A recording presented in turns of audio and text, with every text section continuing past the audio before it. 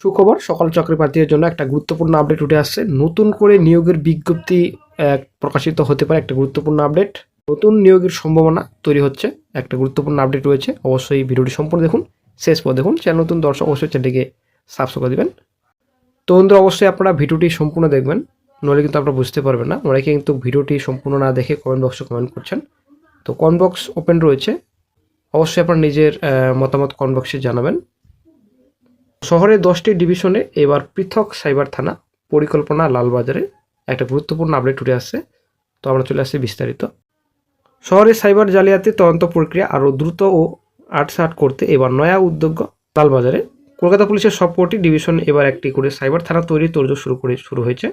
মহিলা সংক্রান্ত অপরাধের ক্ষেত্রে ভাঙড় ছাড়া প্রতিটি ডিভিশনেই রয়েছে বিশেষ উইমেন পুলিশ স্টেশন।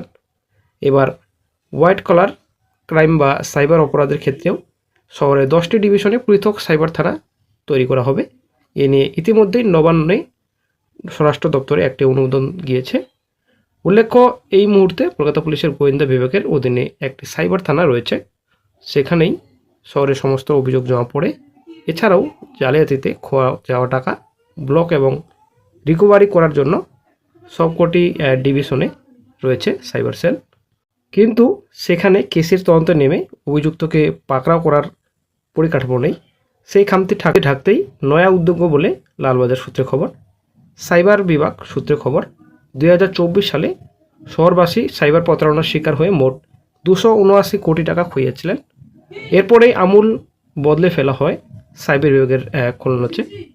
দপ্তরে আসে নতুন সফটওয়্যার যা এআই নির্ভর ডিজিটাল অ্যারেস্ট সহ বিভিন্ন প্রযুক্তি নির্ভর অপরাধ দমন সক্ষম। 2025 সালের শেষে সাইবার শিকারের পরিসংখ্যানে বলছে 2024 সালের তুলনায় প্রায় 30% আর্থিক হানি কমানো সম্ভব হয়েছে। কিন্তু এখনও গত বছরের প্রতারিত অর্থের অঙ্ক বেশ আশঙ্কাজনক।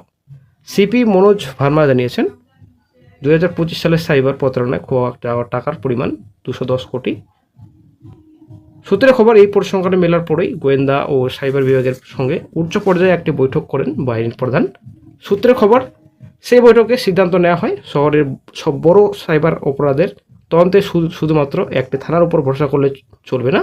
এতে মানুষের অভিযোগ করতেও যেমন সমস্যা, তেমনি তদন্ত প্রক্রিয়াও হয় সময় সাপেক্ষ।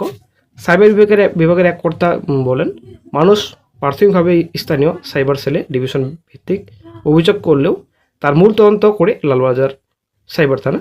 উল্লেখ্য, এই ধরনের তদন্ত ন্যূনতম ইন্সপেক্টর পদমর্যাদার অফিসাররাই করতে পারেন। কিন্তু সাইবার সেলে কোনো ইন্সপেক্টর পদমর্যাদার অফিসার নেই। সেখানে দায়িত্ব সামলান একজন করে সার্জেন্ট পদমর্যাদার অফিসার। তদন্তে আরও গতি আনতে তাই সব ডিভিশনে থানা তৈরির উদ্যোগ নেওয়া হয়েছে। ঢেলে সাজানো হবে বাহিনীকেও।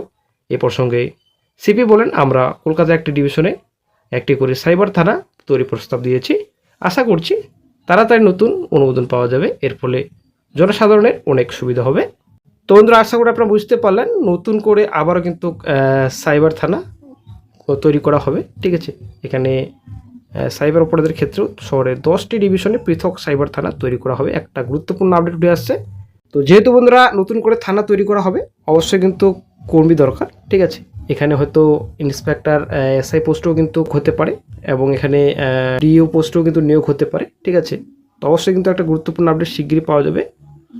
তো থানা তৈরি করলে অবশ্যই কিন্তু কর্মী দরকার। তো অবশ্যই কিন্তু কলকাতা পুলিশে নিয়োগ করা হবে শিগগিরই।